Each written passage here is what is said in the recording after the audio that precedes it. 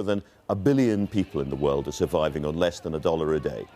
To explain what the United Nations is doing to improve things and to talk about the case for industry rather than aid, I'm going to be joined by Kandeh Yumkella, one of the UN's foremost figures, a rising star on the world stage. Well, according to the United Nations, 1 billion people survive on less than $1 a day. While we in the West are experiencing the worst recession for a generation, we still need to spare a thought for the one person out of every 6 who has to survive on such a tiny amount. But what can we actually do to help? Is there even a desire in these straitened times to give a helping hand to nations in poverty? I'm joined now by a man who many people tip to be a future leader of the United Nations, Dr. Kandeh Yumkella, who's the Director General of the UN Industrial Development Organization. Dr. Yumkella, thank you very much indeed for coming in. You're launching a report tomorrow, a UN development report. But let me start with that first issue. These are very, very hard times around the world economically. Is there a serious danger that the wealthy nations, because we are still wealthy nations by comparison with many, simply turn off the aid tap? There is a danger, but we hope they don't do it. Because they should, richer nations should remember that for about 15, 20 years, we have seen growth in a number of developing countries. We have seen millions of people moved out of poverty because of the opportunities that globalization provided. You're pro-globalization. So let's hope it's not. I'm very pro-globalization.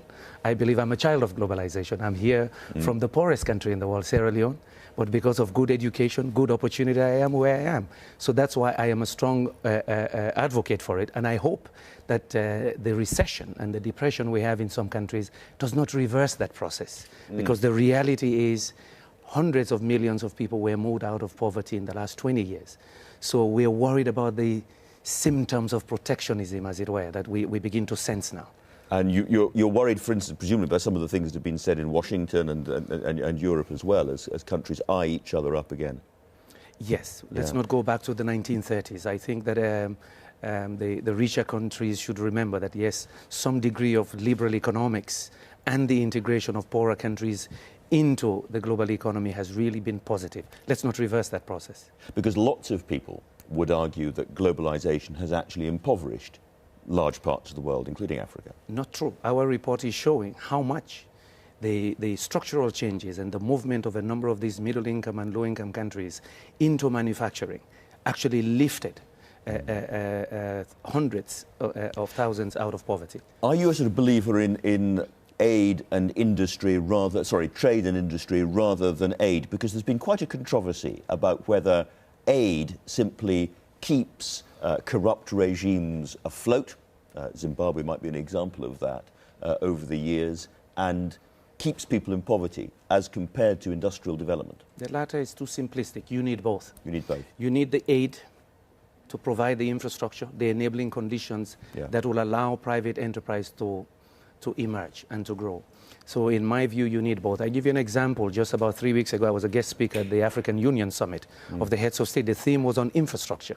Our estimate is that you need almost $80 billion between 2010 and 2015 to provide infrastructure in Africa, including energy sources. 40 billion for new investments, for new infrastructure investment, but 40 billion for maintenance. You need that if you're going to make those economies competitive and have growth. And you are a great enthusiast for industrialization, but it's got to be smart industrialization. Smart industrialization. What do you mean by that? Give us some examples. We say smart industrialization because in our report we've looked at 10 industrial clusters, China, India, Chile and other locations, where in fact a country does not have to specialize in producing a whole product. That was the old form of industrialization.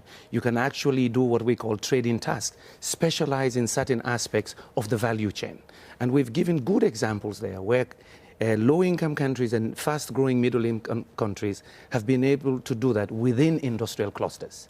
So the button factory, I think, in China. The button factory in China is one. Button town, it's Buttonville, really. Quito, and that's since '85. Now it produces 65% of the world's buttons. This is not a complicated product, but it is part of producing a good garment that probably ends on the high street in London. But that has changed that economy. So you're here to spread the message and enthuse people. Some people, as I was mentioning earlier on, say that you're a future head of the UN. Do you think about this at all? You must think about it. I think about what I'm doing now. I enjoy what I'm doing now, which is to advocate that for low-income countries, particularly Africa, the way we look at poverty has to be different. We have to reduce poverty by creating wealth, unleashing entrepreneurship. That is part of my advocacy, and helping these economies plug into globalization, I think, is part of the key. And thinking of some of the particularly difficult trouble spots at the moment, is there anything, for instance, that the UN can do when it comes to Gaza and the Middle East? Well, we are engaged there in all of these hotspots.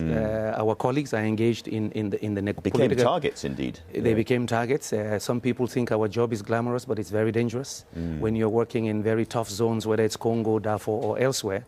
But the point is, again, that's why we're specialized. Some deal with the humanitarian aspects, political aspects. The rest of us are promoting growth and also wealth creation, which is needed for sustained peace and democracy in a number of these countries. Well, Dr.